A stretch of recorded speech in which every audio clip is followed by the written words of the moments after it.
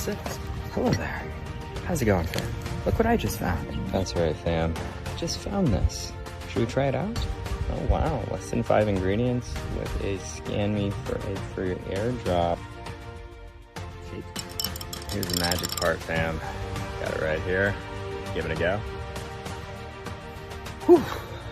That was amazing. Refreshing.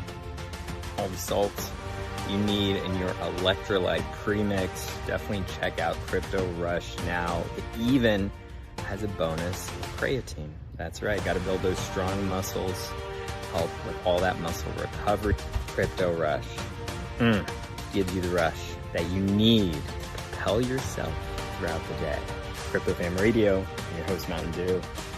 Let's go get some Crypto Rush now.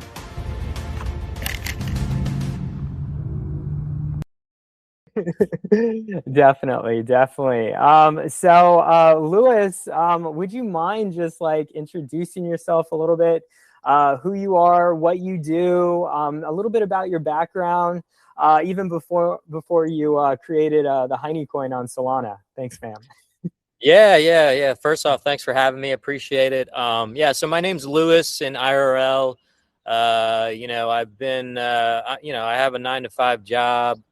I've been in the IT world since the late 90s at the height of the .com boom. So I just aged myself there a little bit for you.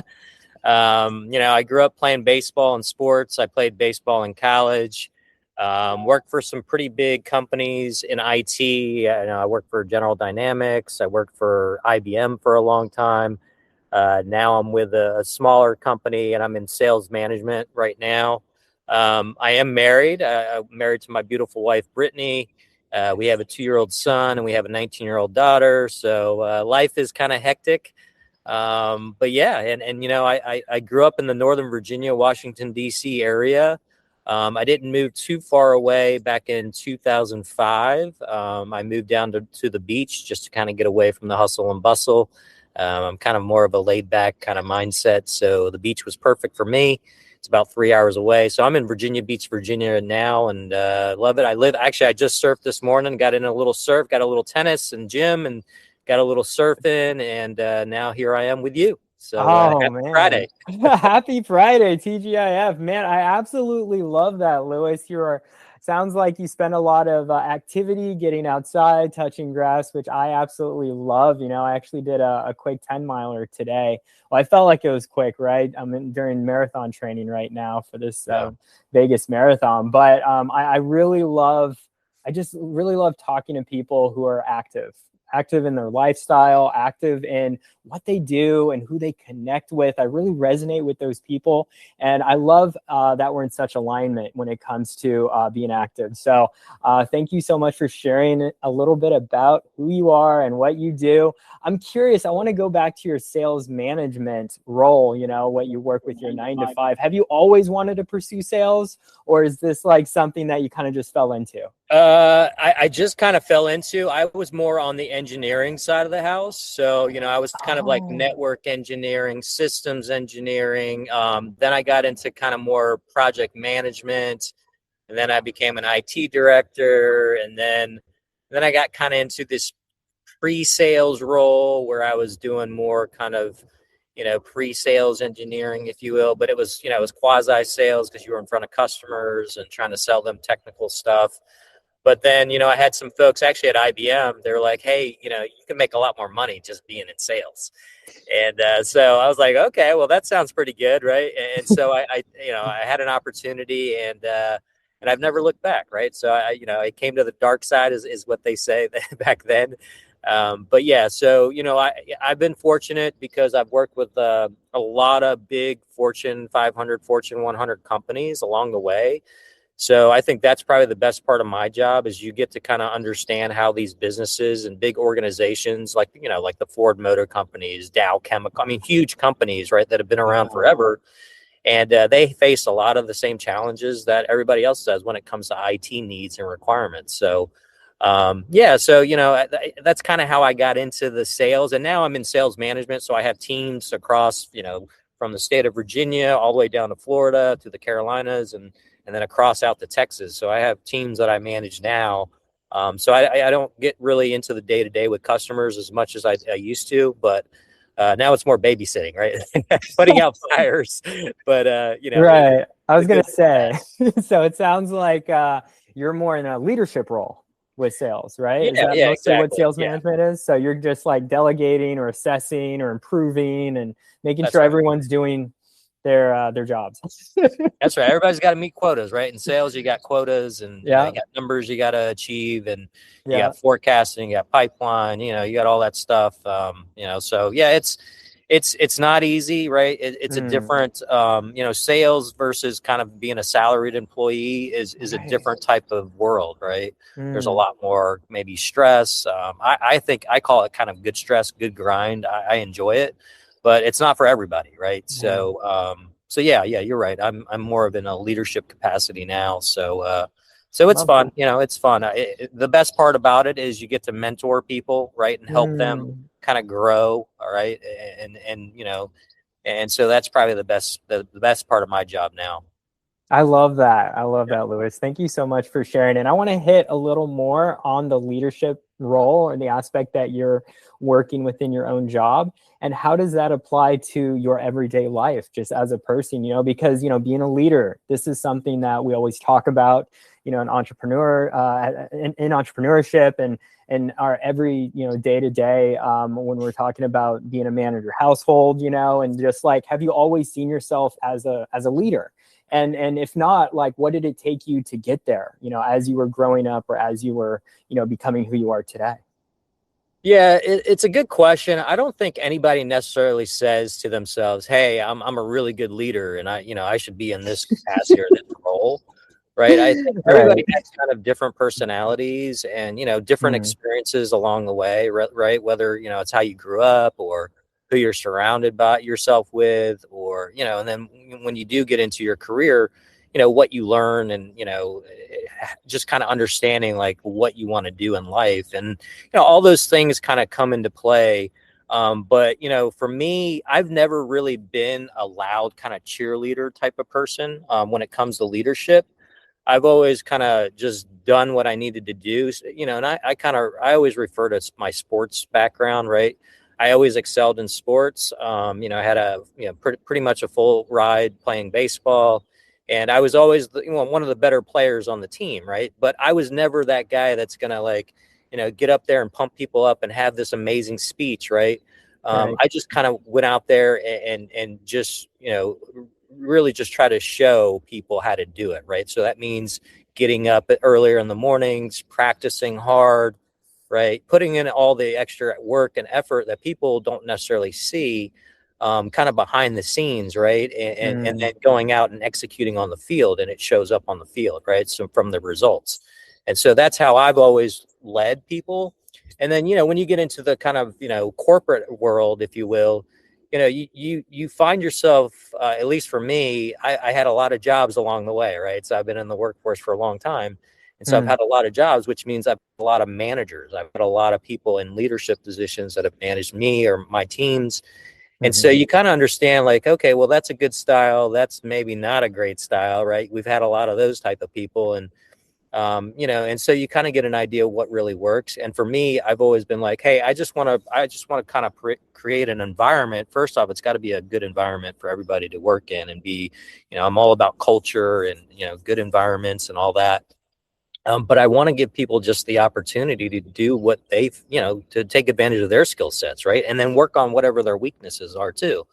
And again, I'm just trying to create a framework for people, not necessarily dictating at all. I think like the micromanagement and the dictating, maybe it's good for some positions, but for me, I've never been like that. I want people to kind of take advantage of their skills and their strengths, and then work on their weaknesses, and I can kind of help them do that. So I don't know. That's kind of a long-winded answer, but No, it's good. It's good, yeah, Lewis. I love that. I've always seen leaders as they lead by action, right? yeah, Not just by yeah, words. And so through exactly. your actions, it sounds like, you've shown up and you followed through and people resonate with your actions and they want to follow leaders, right? So this is what makes great leaders leaders. So absolutely love that. And then I've also heard in church too, they always talk about servant leadership, right? Being a servant, Oh yeah, going out, serving others. And I really 100%. like how that is defined with leadership as well, because I've always seen myself in a service role, you know, and becoming more of a leader within my own self and with my own family. You know, it's just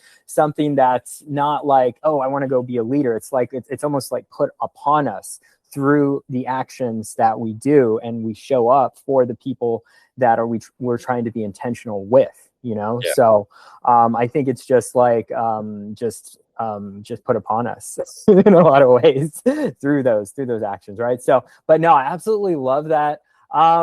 Tell me a little bit about, if you wouldn't mind going back to, I guess, your childhood, about like where you grew up and kind of just like how that redefined you into basically who you are today, right? Like, what was kind of the process? How was little Lewis growing up? Were you like the firstborn, youngest? You know, how did you connect with other friends? You know, like how did it kind of morph you into what you do today? Because I've always been told, and this is true from, I think, a lot of people, what the activities that you do in your early adolescence to like high school day is literally the same thing you do for the rest of your life, you Yeah. know? So I'm really curious of like, just like, yeah, give me a story about Lewis's childhood life and how that changed you to who you are today. Yeah, growing up was tough, right? So first off, my mom is Korean, my dad is Italian American, and my dad was in the military. He was in the army. He Okay. was stationed in, Camp Humphreys, Seoul, Korea, Okay. and that's where he met my mom. And he got her pregnant, and then had me. I was the first one, but 5 minutes later was my brother. So I actually have an identical twin brother. Wow. Yeah, and he That's lives in cool. Singapore these days. Oh, But cool. yeah, and so I also have a younger sister. She's about 2 years, 2.5 years younger than me and my brother. But when we got basically stationed here in the States and moved around, my dad got out of the army. My mom and dad got divorced, and my mom made the hard decision of saying, well, I think, because she didn't really have, she didn't know the culture. She didn't speak very good English, if any, at that time. And she just decided that it would be best that the two boys go with my dad, and Melissa, my sister, would stay with her. And so that's what they agreed upon. It wasn't as amicable as I'm making it sound. It was pretty ugly. But, this was probably around 5 years old. And so my dad had custody of me and my brother. We ended up eventually moving up to Northern Virginia, where my grandparents had lived. And it was tough growing up because my dad he didn't have he didn't make a very good living after he got out of the military. It was tough. Mm. And we grew up very poor. It's funny, like one of the places we grew up was a place called 1224 Easy Street, Easy Street, right? But it wasn't easy, right? I remember Oof. from third to fifth grade, we didn't have any running hot water. We Oof. didn't have any central AC or heating. Wow. Me and my brother would have to walk to the Handy Dandy Market in Woodbridge, Virginia, and we would have to go get these like a 10-gallon thing of kerosene. We had a broomstick, and we would put the jug of kerosene and walk up there in the freezing cold, and then walk back with it full, because so that's how we warmed up the house during the winters, right? And but back then we were just kind of young, right? We just kind of went with it, and it was just what it was. And but even though it was tough, again, my brother and I, we did excel at sports. So it wasn't until about maybe third grade, we were like 7 or 8 years old, is when we started playing sports. Started playing baseball and football. And I think my dad realized that we were pretty athletic and very coordinated. And so that kept us preoccupied, right? And, we went on to obviously middle school. We bounced around a lot. And then in high school, we found our way a little bit, but even in high school, there was a lot of drama, right? I mean, a lot of, alcoholism, a lot of physical abuse. Yeah. It just wasn't a healthy environment growing up. It just really wasn't. And, financially, again, there's a lot of stress, right? When you have a lot of financial obligations, to support a family, and those things aren't being met, and it just creates a bad environment. So yeah, we grew through that. Grew up through that. And then, actually, eventually my dad did remarry. We had a stepmom growing up, and they got divorced in high school. I remember me and my brother were walking back from baseball practice, and all my stepmom stuff was on the lawn. And from that point on, basically, me and my brother were on our own. My dad was like, "Hey, I can't afford to take care of the situation," and we were probably 16, years old at the time. And so my brother ended up moving into, a friend on the baseball team, and they kind of took him in, and I was bouncing around. I was just kind of sleeping on couches and cars, whatever I could do at 16 years old. And, it sounds actually kind of fun, and maybe it was back then, but, looking back on it now, I have a family. I'm just like, man, I can't imagine, having that for my kids. Right. And putting them in that situation. Yeah. But, it taught me a lot how to grow up and kind of take care of yourself. But eventually that family that took my brother in took me in as well.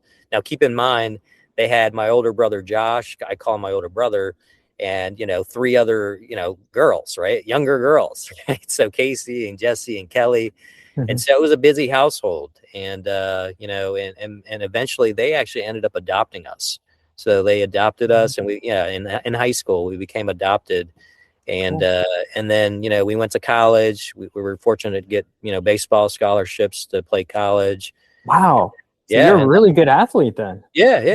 Wow. And I mean, amazing. Luckily, right? Because again, I didn't have any money. I mean, back then you had you could apply for financial aid. It was a little bit easier than probably nowadays, but yeah, so, I played baseball in college, and I graduated, and then I started my career again at the height of the .com boom in the late 90s. And, but I think a lot of those hardships, it sounds kind of rough, and it was, right? Looking back on it, it was tough. It was, I'm not going to sugarcoat it. It was tough. It was tough growing up. We didn't have, you could see my friends, like they had all the nice things, all the kind of name brand clothes and shoes and all that stuff. But we didn't have that. And it was a little bit embarrassing, especially when you get to high school. But, luckily, we just started working for ourselves and just try to make money so we can kind of keep up with the Joneses back then in high school. But, eventually it worked out. It allowed us to kind of, know what it takes to make it out here, and make you more resilient and thicker skinned and just be more independent. So, I think that's what I take away from it, because, especially like the generations after, right. I'm not trying to, make fun of any generations, but, it's just, it seems like it's a little easier from just all the things that are out there, in life. Right. It's okay. I mean, everybody, I'm not saying it because there are people that still struggle. I mean, and struggle way worse than what I had. And so, and so I don't want to knock any of those people, but yeah, it was tough growing up. But again, I think it kind of shaped on who I was, what I wanted to do in life. I knew that I did not want to grow up that way as an adult. I knew that when I had a family, I wanted to be committed to my family and be there for my family and take care of them and support them. And so that's where I'm at today. I love that. Thank you so much for sharing, Lewis. I was going to go back to the thread of sports, because I feel like sports is such a reoccurring topic in your life and activity. You were just playing tennis a little earlier, getting outside, and you're very active, right? And this is kind of the main theme I feel in your life, even when you're a kid, playing baseball, getting that baseball scholarship too. So sports means a lot to you, it sounds like, and I really love that. Yeah, it does. I mean, it was our life, and quite frankly, it was a distraction from all of the crappy things that were going on in our lives, right? I mean, it really was. And I don't know where I would be if I didn't have sports, right? I didn't have kind of that team camaraderie and just that ability to focus on something that was outside of the noise that was going on in our household. Again, it was a good distraction. It really, and we were good at it too. So that helped. Right. So it does tend to help. Yeah, it makes you enjoy it more. Right. But you know how it is, like growing up playing sports, and then you go to college, and playing college sports is not an easy feat, right? You got, and especially for me, I was an environmental science bio major, so I was in lab all the time, and it was tough, right? You try to juggle all that stuff, but again, it teaches you what it takes to be good at something, you have to commit, you have to get up early in the morning, you have to practice, you have to really do all those kind of intangibles to really go above and beyond to execute whatever you're trying to do. So that really is what taught me. And that's why I'm still active today. Right. I know it's, and I'll be active until the day I die. Right. I mean, especially the older you get, you got to even be more active because you're, you know, I'm starting to feel it for sure. No, don't say that. Well, I mean, yeah, you just, You're not again, that old. if you go like, you know, a few days or a week or, you know, whatever, it's just, you start feeling it the older you get. So you got to stay active. It's very important for the mind, the body, and the soul, right, and the spirit. So I think it's important for all of us to get out there. And it doesn't have to be, you don't have to be like some tennis or, you know, surfer or base, whatever. You can just get out there and walk and run, ride bikes, whatever, right? Just be active. Get out there and be active. Be healthy. Yeah, we have bodies for a reason, right? We're just not right. going to be glued to our screens the whole day and just get that sitting motion. You know, sitting is like the next killer, right? So I hate sitting. I actually have a standing desk that I use. I do too. I do too. Although I'm sitting right now, but I know, me too. Yeah. But this is the desk that I'm currently on that I can stand if I want to, but I'm just saying I just vary. Like I said, I did 10 miles this morning, so I'm kind of tired. Yeah. Being real. Part of the training. So I'm sitting, but usually I am standing, right? So, but no, I absolutely love that. And I was going to go back to sports and about how it builds discipline, right? This is a word I was going to come back to in your college times and being forced to wake up early so you can get the things you need to do done. And this is something that I feel like, you know, other generations haven't quite figured out yet. And I feel like that's a big reason why they're the way they are and why they seem so helpless or confused or like, what am I going to do with my life? What do I do today? You know, it's like, and this is something that I had to learn even for myself, you know, growing up too, because not to say, you know, I didn't have it easy as well. I came from a military background. I was a military brat growing up. I actually did ROTC for a while. And then I dropped out of that because I just didn't want to do the military. I was like, I need to do something more. And then, it wasn't for me, but at least I tried it. Right. And then I fell into running, and then running really taught me a lot of things. Ran my first marathon when I was 18, actually. And I just continue that route. And I find the more I show up for myself and do the workout or do the run or whatever, the more productive the rest of my day is. And the better I feel as a person. I'm like, I feel good. I feel like I want to do this. I want to show up for people. You know, I want to do the work because I had a great workout or, you know, I had a great run, whatever. So I hopefully the audience will take heed about, you know, how important it is to be active every single day. Because, you know, we have bodies for a reason, right? We have arms, we have two legs, you know? So it's like we have to get that mindset of actually going outside, going to the gym and whatnot. So I absolutely love that. And I want to go back to your college years. I know you didn't really cover a lot about college. And so I'd love to just get a little more insight on your college experience. Where did you go to school in college? And then what did you learn from college? You said you got an engineering degree. Is that correct? No, it was, it's like science. Yeah. Environmental science and biology. Environmental science. But then you went into marketing. So I'm just curious, like the trajectory or the shift, the pivot, I guess, with, you know, your academics. Yeah, I mean, you know, I didn't know what I wanted to do, to be honest with you. Okay, you know, I went to, you know, kind of, you go to college, you're like, okay, when am I going to declare my major? And I feel like a lot of kids nowadays, they know exactly what they want to do. But for me, I didn't know. I was really, honestly, you know, back then I felt, and I feel, I call myself this all the time. I feel like I'm just the dumb jock, right? I just wanted to go and play baseball and, you know, but, you know, I knew academics was very important. And so, and I ended up declaring my major my junior year. I was late. I actually had to go back for another year to finish my degrees. But you know, environmental science. I went to school. I went to a Division II school in West Virginia, and I always loved the environments. So I got into that. And then biology, I've always been connected to, just like the sciences. I've always loved and enjoyed, even in high school. And so, you know, I did that, and obviously baseball, you know, I did the college girlfriend thing too. And, you know, but, you know, at the end of the day, it was a fun time. You know, I had some opportunities to go to some bigger schools. But, you know, I ended up going to a smaller school. But, you know, it was still fun.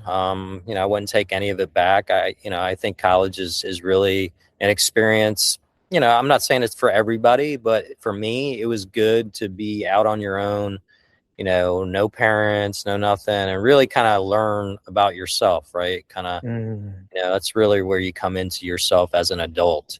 yeah. And yeah, it's fun, you party and all that stuff. That's just part of it. But you learn a Experience. lot too.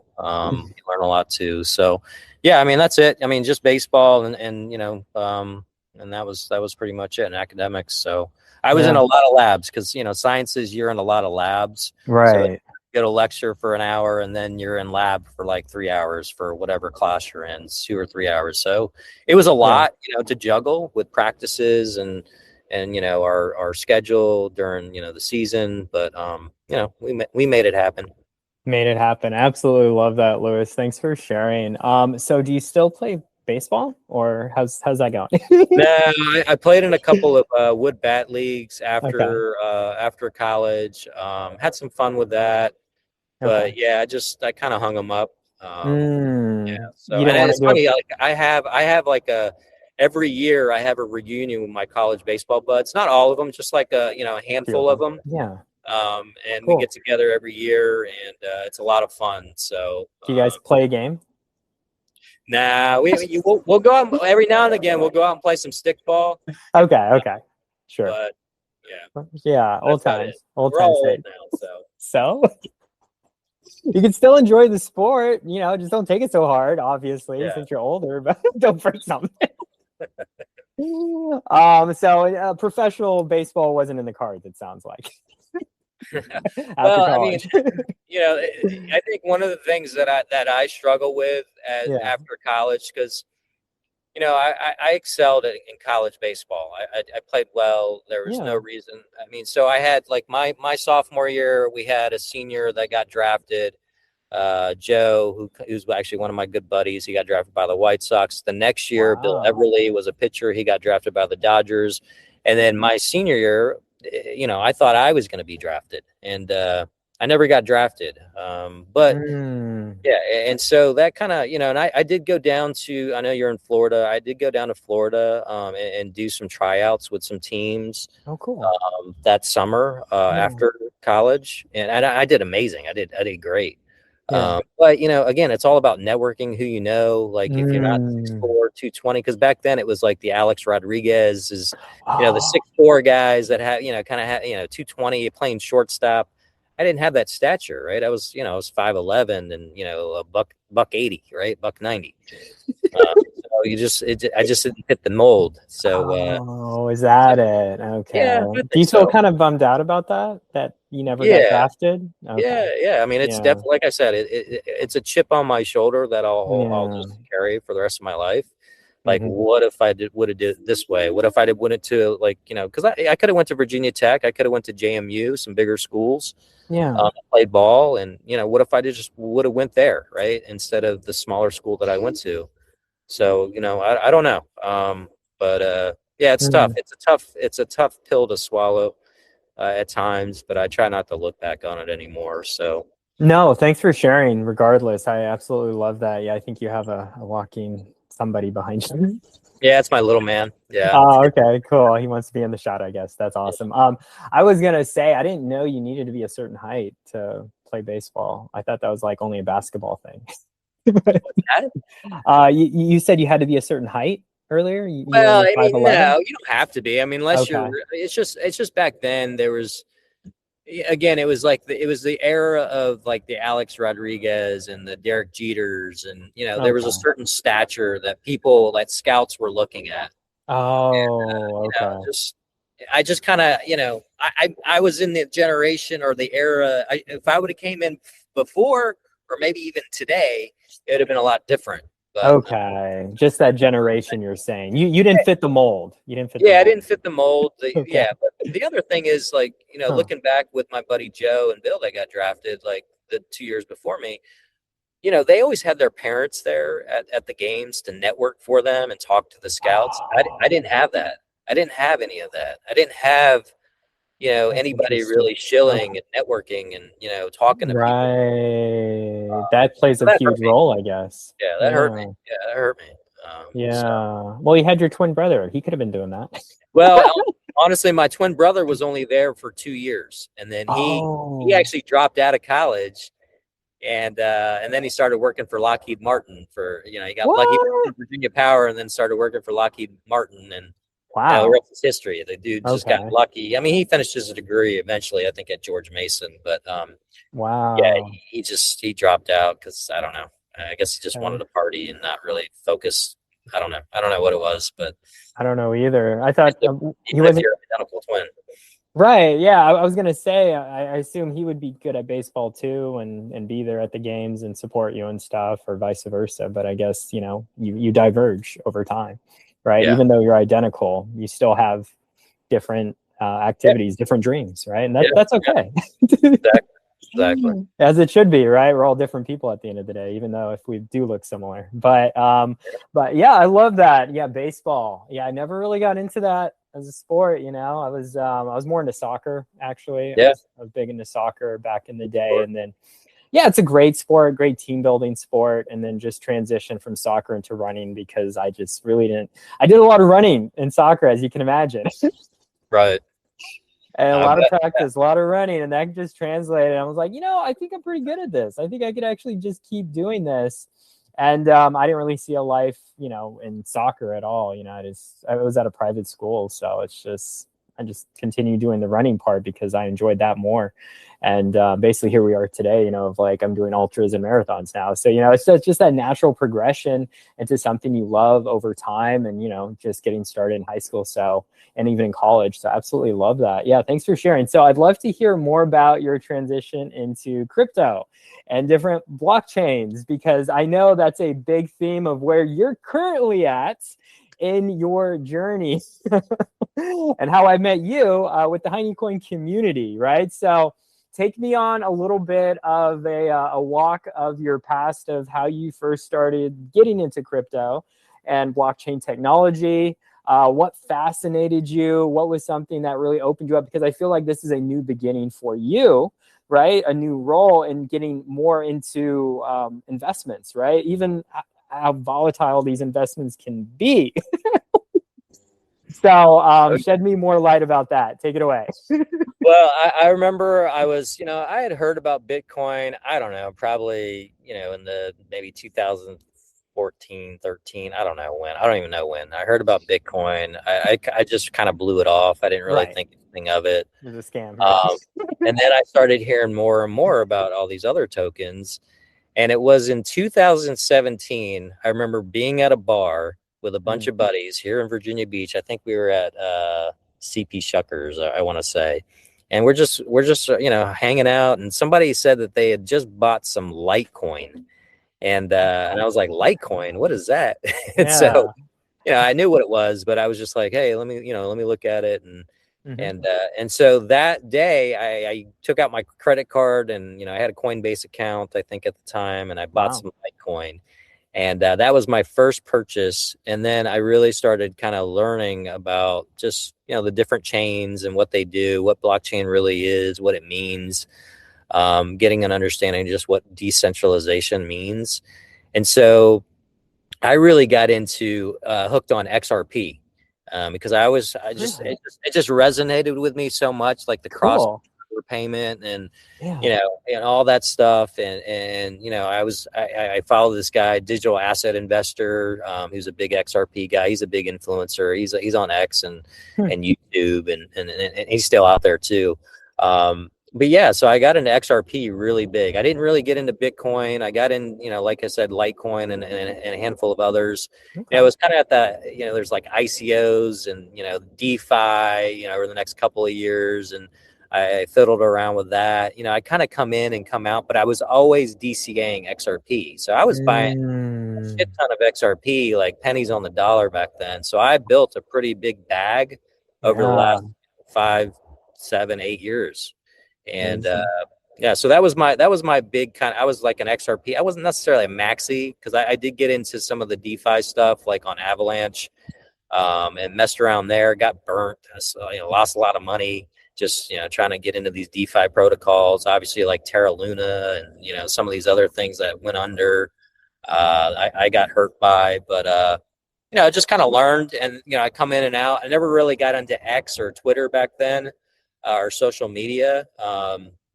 And then this whole meme coin season took place like, a couple years ago, right? It started really kind of taking off. Obviously, Dogecoin was the first one, and then she Mm, Pepe, and some of these other ones. And I didn't really get into it much. okay.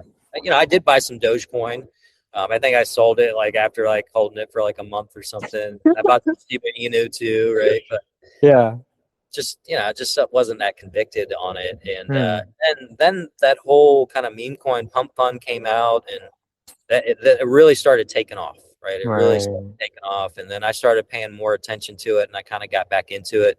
And then that's when I started to get on X, and I started kind of, just following different projects and communities. And man, Yeah. I got burned by so many projects and I communities. bet. What year was this? This is probably 2 years ago when I Oh, really got back into it, like at the height, 2023. Okay. yeah, Or 2020, 2024. Okay. yeah, 2024 I could see that. is when I got into it really heavy. Okay. Yep. And man, I got extracted every time I'd put money into this, I'd put money into that. And then it rugged, right? Drop. It would rug. Yeah, I was just so frustrated by it. Yeah. And and I made some money. Don't get me wrong. Like I started learning how to snipe and use some bots like Mm. Trojan and some of the others, and getting Yeah. in there, and Photon and GMGN, and then obviously Axiom came out, and Mm. so I started using those tools and figuring out filters and how to like try to snipe, and I made some money. But at the end of the day, it was all like cabals, and you really had to be in to make a Mm-hmm. shit ton of money and do it right. But Yeah. I didn't feel good about it because I just felt like you're just extracting from people. It's not the Mm-hmm. right way to do it. Yeah. Um, and so after Trump coin in January, I got burned like on another thing, and then I just like, screw it, I'm just going to start my own project. And I don't know anything about starting a project or anything like that. Mm-hmm. And so that's what I did. March, April of 2025 is when we started Hiney Coin. Oh, last year. Yeah, Okay. It's been the a last, year anniversary this yeah, year. it's been actually April 6th was the first X Anniversary. post Okay. from the Hiney Coin account. So just a few days ago. Few days. Congratulations. Yeah, You guys are still here. and we're still here. Yeah, we're still alive. Hanging on with the thread. Yeah, we're hanging on, but we've been through a lot. That's for sure. We've been through a lot. But, No, that's awesome. Yeah. That's so good to hear. No, and what has running your own project as a founder for the last year has taught you? Well, it's taught me a lot. I mean, and what I'll do is I'll write like a big article about my experiences in the first year of Honeycoin. Yeah, that'd be phenomenal. Yeah, I'll probably do that. But I think the biggest thing out here is you really got to understand the technical side of the house behind everything, like your tokenomics and what is your purpose, what is your mission from kind of a business standpoint. And I always knew that we needed to have a community. I always said, hey, we need a community that is built on integrity, transparency, just a value system in place, because that was really missing, at least for me with my experiences. And just because it was just very cutthroat. People were extracting, rug pulls, pump and dump. I mean, you're basically stealing from people. Yeah. And it's like, why are we doing this? We have this amazing technology with blockchain, and there's a lot of bright and brilliant people out here. Let's just do this the right way. And so that was always kind of the common denominator when we kind of rolled out the project, like saying, hey, this is what we're going to stick to and build a community organically. So that's what we did. And we launched our token in May 22nd or 23rd. Okay. And I just kind of launched the token, and I didn't know where it was going to go, but it ended up 6 million market cap, right? And, wow! You launched it on Pump Fund, or where did you launch it? Well, here's the thing: I initially launched a token on Pump Fund. Okay. And I got rugged by the person I was working with. So I met somebody from Germany. Well, he says he was from Germany. And because I didn't know how to do, I was trying to like feel out. You didn't know. And how to launch and all this stuff. And, I wanted to do it the right way. So he was Yeah. kind of walking me through all these things. And then, I started, we started it on Pump Fund. And then he's like, okay, now send your Solana to this wallet, and then we'll figure it out. And so as soon as I sent like 14 Solanas, 14 Sol, and, it was, $1,500 or something like that at the time, maybe $1,600. And, yeah. And then he hung up, like I heard the phone hang up, and I was just like, this guy just rugged me. And sure enough, I saw a big red candle. I mean, you can go back to it. I mean, I have all, I believe you. I believe token's you. still out there on Pump Fund. You can see it. And What's it so called? it's Hiney coin. It's Oh, still the first Hiney coin. Okay. yeah, it was the first Hiney coin. Yeah. So Okay. so we basically scratched it. We said, okay, we're pulling this back. We're shutting it down. We're not gonna like get it out there. And so, yeah, I shut it down, and I was like, look, I need to reevaluate this. I'm not going to do it this way. I don't want to do it on Pump Fund. I don't want to be another stupid meme coin. And so I ended up, kind of reevaluating, and then we ended up launching on Radium, because back then Radium didn't have a launch pad. It was basically when you would bond on Pump Fund, it would actually bond through Radium. Okay. And then basically Pump Fund came out with their, Pump like launch pad. So they didn't need Radium anymore. Right. So Radium was like, okay, well, we're going to create our own too. And so they created a launch. I think Launch Lab is the name of their launch platform. Gotcha. And so that's what I used to launch the token. Okay. And then, we haven't looked back. So, yeah. So anyways, interesting. But yeah, I mean, going back to your question, I think the biggest thing is, understanding all the kind of technical aspects. And then the biggest thing is, trusting only yourself, because, I had a lot of people coming at me. Hey, I want to help you here. I want to help you there. I got extracted so many times. I got scammed so many times. Yeah. And it became this kind of reoccurring theme. And then finally, I was doing some. I'm not a shiller. I'm not that type of guy that gets up in spaces and shills. I've just never been that person. Yeah. But I was doing a lot of AMAs, and at the time, and I was in some big influencer. I think his name is Crypto Z.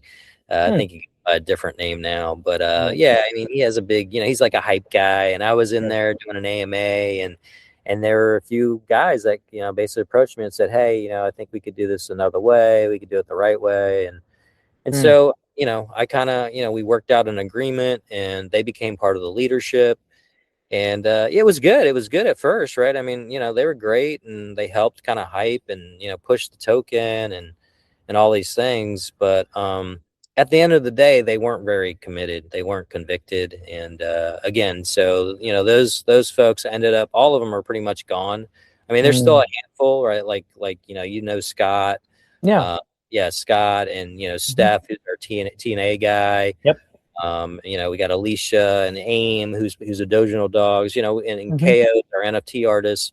We got a handful of folks still left, but the others are gone, right? I mean, and it didn't end well. It didn't end well at all, right? And it was just in the beginning of this year, we got hit by, our staking infrastructure was hit, and you're telling me about that. We just got hit like a week ago about it, Yeah, you told me about that. Yeah, all the stake wallets over, and so I think that was like an inside job. I think there's a developer or something out there that probably did something. Yeah, they private key or something. So it's really about just trusting yourself. That's really what it comes down to, and surrounding yourself with you got to surround yourself with people that are convicted and believe and that are committed.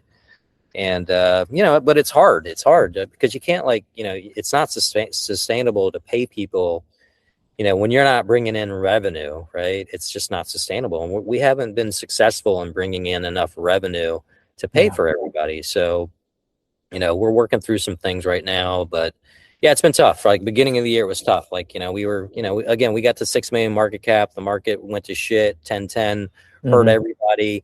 But, in January, we were still at like 2.5 million market cap. That's not bad. It's really not. One of our investors' wallets was compromised, and we lost like, $75,000. Right. And so our token was liquidated. And great time to buy. Yeah, we're great time to buy. But, it just creates this this unfortunate, I negative know. sentiment, and it's hard Yeah. to dig back out. So that's where we're at today. Yeah. Yeah. So, in talking more about trust, who to trust in the space, who to trust in crypto, you said, you can only trust yourself, but you need people too. You need a community. So how do you find that balance, or how do you find that line of trusting people to be a part of your community to actually drive a token forward? Like, how do you answer that? Well, I think you kind of said it earlier, right? It's about it's patience and discipline Mm, and time. Really, it's time, right? People have yeah. to prove themselves. You have to. I mean, it's like anything in life, right? It takes time to earn trust, right, and build relationships. It just Right. does. You can't just like meet somebody and expect to be like, oh yeah, I trust this guy, I trust this person, because there's a lot of smooth operators out here, and they're just social engineering the hell out of you. Oh yeah. And there's a lot of that takes place. And so, so my point is, it takes time. It really, Yeah. don't be in a rush. Don't be in a rush to do something. Take your time. Yeah. And I get it, because Web3 is moving 100 miles an hour. Everyone wants this then and right now and, Right. yesterday, right? But Right. don't rush it. Take your time, and Mm, especially with the relationships. You got to build the trust. They've got to earn it. They got to prove to you, the community, that they are committed and they have the belief and conviction on what you're trying to do. And so now we have those people with us, and but ultimately at the end of the day, you still just you can only trust yourself until then. So yeah. Definitely. Definitely. No, those are great wise words, lessons that we can all, take and use and build upon as well, because as much as we want to prove that crypto is this like trustless system, right, that we can rely just not on ourselves but on the people around us, our community, it's still really hard to trust people. It's still it really is. hard to trust even these tokens, these certain blockchains, to follow Yeah, through, and then the people behind the projects, like a lot of them aren't even doxxed. A lot of them, they're just like trying to, like you said before, just liquidate people and social engineer people, persuade them to do some things that they unknowingly are doing, and then they just extract, right? And I've always been with the philosophy of building something with conviction, building something long term, and having that patience. And I've noticed too, I want to go back to patience, because I definitely feel like a lot of people, they don't have patience.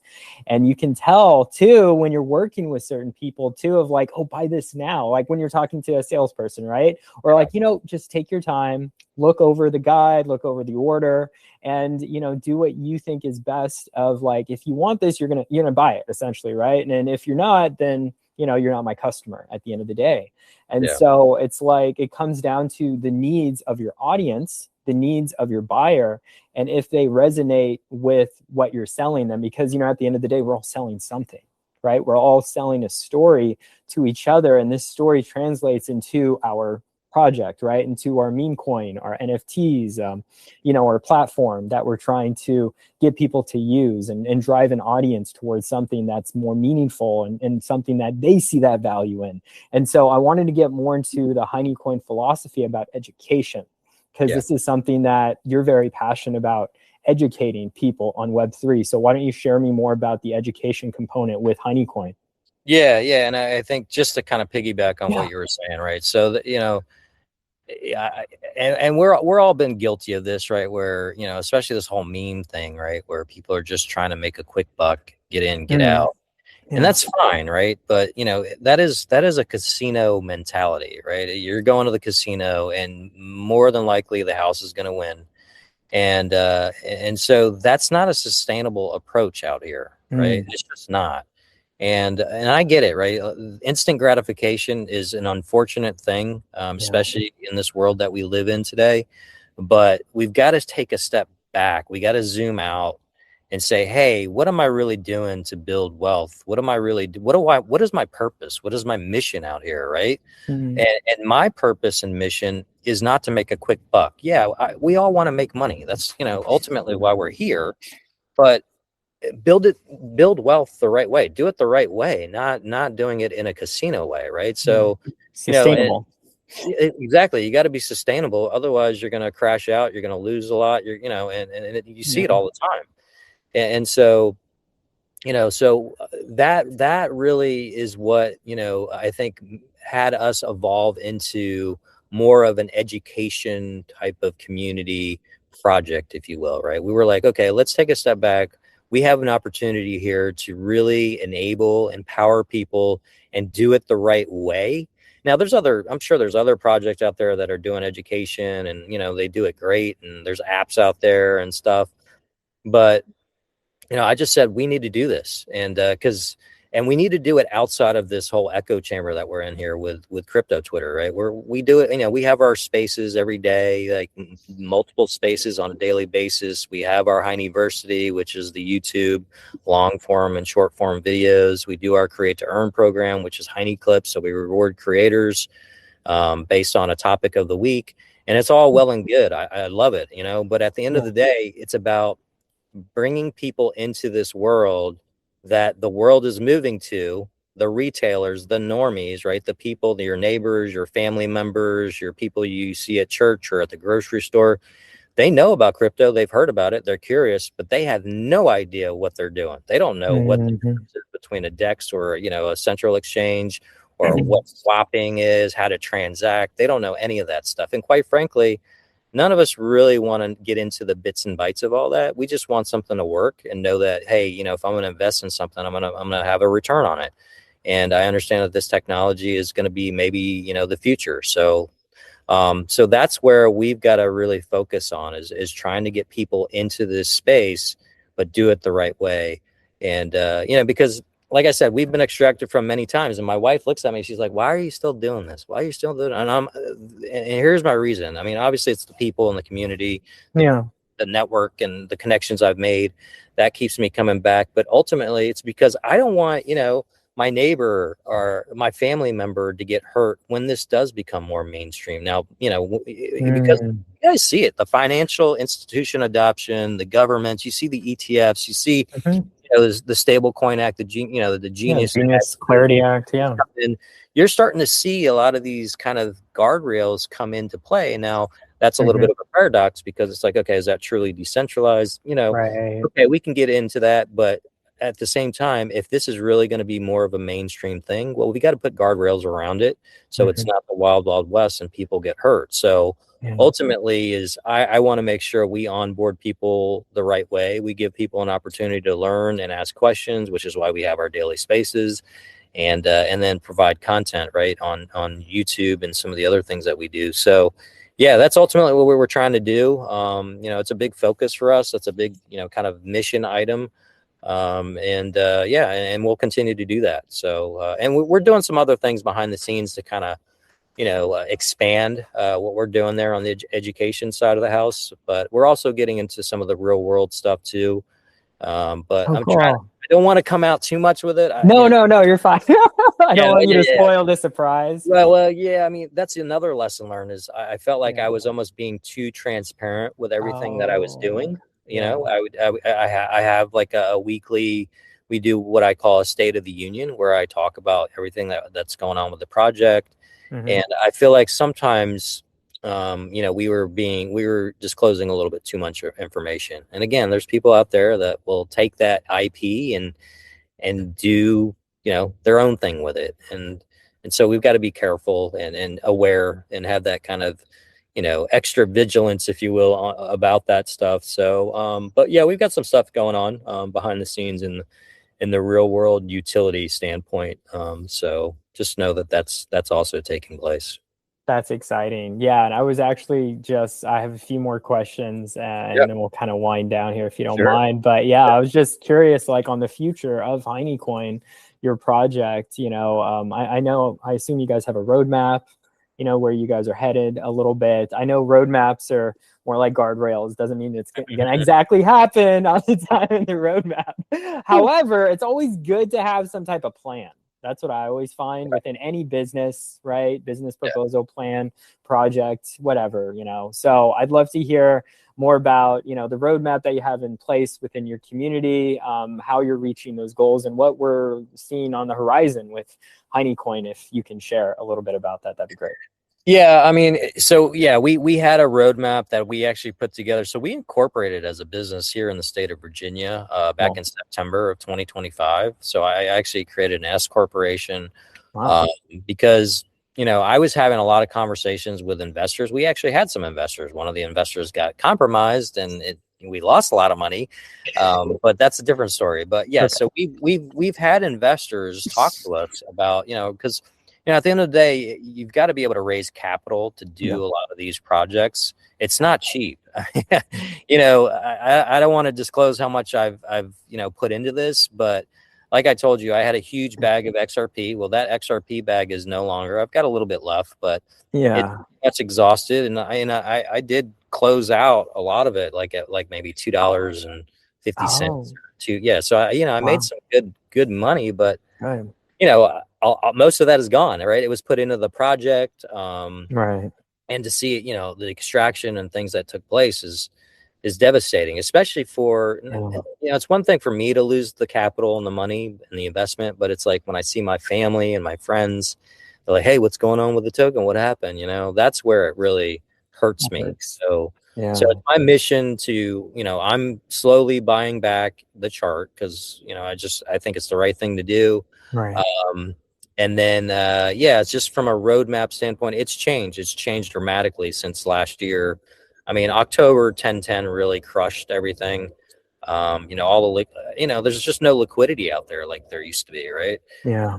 And then obviously, it was a double whammy in January when we got hit.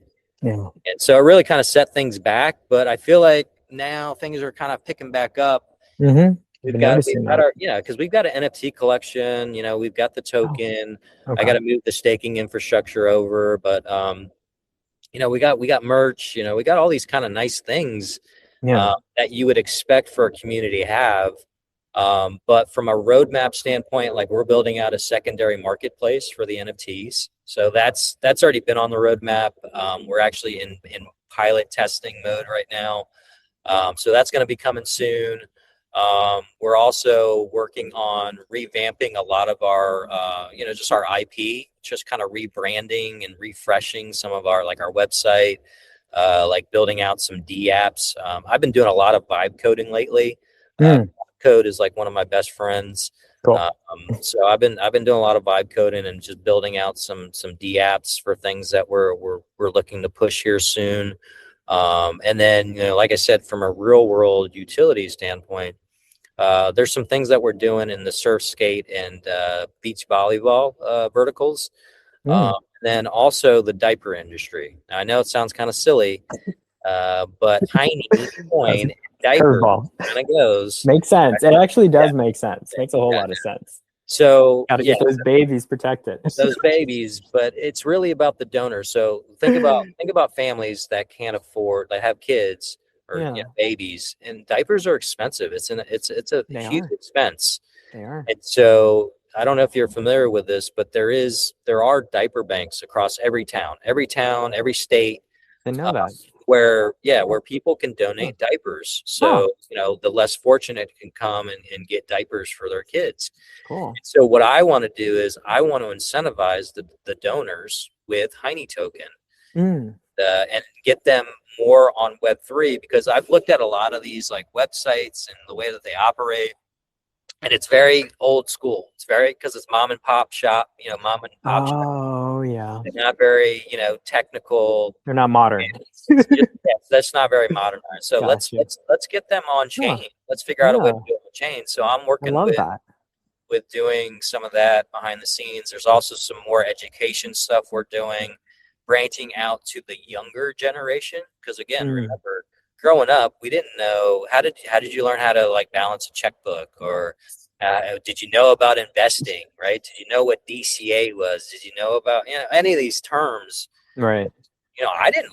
Quite frankly, I didn't learn until I was like in my 30s, right? I mean, I heard of them, but I didn't really learn much about it. Like, what is the beauty of what does compounding interest versus simple interest mean? Like, the Mm, beauty of that, right? Just so I want to make sure we educate people, but not just people like you and me, the younger, like the kids, like the kids, yeah, and yeah. so there's some Actual things kids. we're doing there too.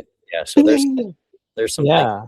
there too. So. I was thinking you should just hit up schools. Be like, hey, we're doing an educational seminar about crypto. You guys want in, and just start hitting up the public schools, getting them involved. And I'm sure they'd be welcoming, Yeah. Do like a whole seminar, do a tour of all the different schools around your area. People could do that on any projects. It doesn't matter which blockchain you're on. I think that would be great. Crypto education. We definitely need more of that. And I think that's really cool that you're doing the diapers too, actually. Like that's pretty funny. We're just trying to solve like the real problem, but it's like it works, right? Because in diapers is like perfect. I love that. So it'd be great if you can get a QR code on the diapers where you scan it and then go to the Hiney Coin website where you can. The Hiney Coin website. Well, so here's the thing. You say that because I've reached out to Pampers. I've reached out to like these big diaper brands to see if, hey, are you guys interested in partnerships? I only heard back from Pampers, and then but they still haven't gotten back to me. They said, hey, we got your request, and we get back to you, and they still haven't gotten back to me. But I just think we gotta, there's like things like that. Like, how do we get in front of you got to talk to the right people. Yeah, you got to talk to the right people. Right? Networking, connections, and this is why I go to crypto conferences, right? This is why I'm going to be in Vegas in a few weeks, right? It's just all it is networking, getting your face out there, getting that discussion made, and then follow-ups too. I find doing the follow-ups right after. And then building that rapport of like, hey, let's partner. Let's do something together. We can work together. Let's collaborate. So I just wish, are there like diaper seminars or diaper conferences? Like, is that a thing? Like with different? I haven't seen that, but there is a national diaper organization. Okay. That gets funding by the government, the federal government. Now I looked at their books. They're a nonprofit organization. I did their books, but they don't. It's not as much money as I thought given that this is a big challenge for people in the country and all over the world, really. So honestly, you could white label your own diaper. It's probably not that hard, and get Hiney on it, and then have your own e-commerce store like I'm doing with Hydro Rush. And come on, like it's not that hard. It's just like getting it out there. Just getting it out there. Yeah, breaking through the noise, doing some ads, especially Facebook. I even heard Facebook ads are huge still. Like people need to leverage Facebook more. Facebook, but other to say that this has been such a great experience with you, Louis. I get to know, I know you a lot better now after this hour, and I just want to say thank you so much for taking the time out of your busy schedule and to share your story with me. It means a lot. Where is there anything else, any other information that you wanted to share that we didn't talk about yet that you wanted to go over before we end the interview? Or no, I would just say, hey, if you're out there and you're looking at this video, make sure you go to our YouTube channel, subscribe, jump in one of our X spaces, right? Come in and just kind of learn and, come up and ask a question or introduce yourself. We're always open to, getting new people in the community. And that's really it. Right. And if you know anybody that wants to buy a bag of Hiney, let me know. I'm going to buy a bag of Hiney for sure, because I really support your mission, your education. I think I told you for our Catterdays, I'm going to be doing giveaways of Hiney. So I don't know if you wanted to contribute of that. So I want people to get to know your community more and to get to know you or even part of your team. So if one of your teammates can come to the Catterday, we could do like a mini AMA since you're going to be the sponsor of the Catterday space. So so I just, you're a big part of Crypto Fam Radio now. So I want to treat you as such, obviously. So, but besides that, where can people find you? You said X, right? YouTube. YouTube. It's always at Hiney Coin. It's at Hiney Coin. We have Instagram. We have Facebook. Yeah, we have Facebook. We're trying to work on the TikTok. I can help you with that. All right. Yeah, I got you.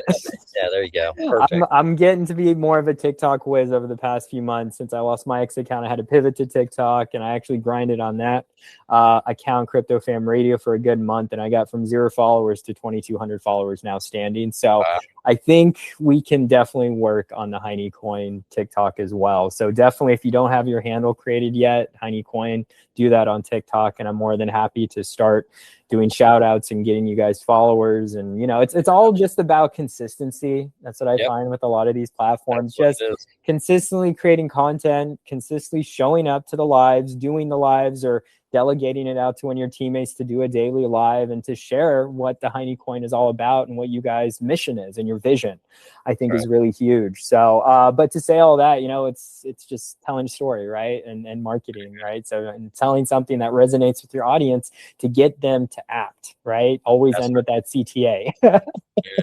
That's right. But anyway, so thank you so much again, Lewis. This has been such an amazing experience. Enjoy the rest of your Friday too, man. It looks like it's beautiful weather, very sunny, and actually I'm not jealous. It's super sunny right now in Florida. So I'm going to go touch some grass. I'm going to go walk my cat now, but you enjoy the rest of your Friday and hope to see you or one of your teammates tomorrow for a Catterday space. So take care, Lewis. Thank you. All right. Yeah. Thanks for the opportunity. Thank Hiney is Friday. That's THIF. That's what we say. So there we go. Let's go. All right. Take care, man. All right. Take care, man.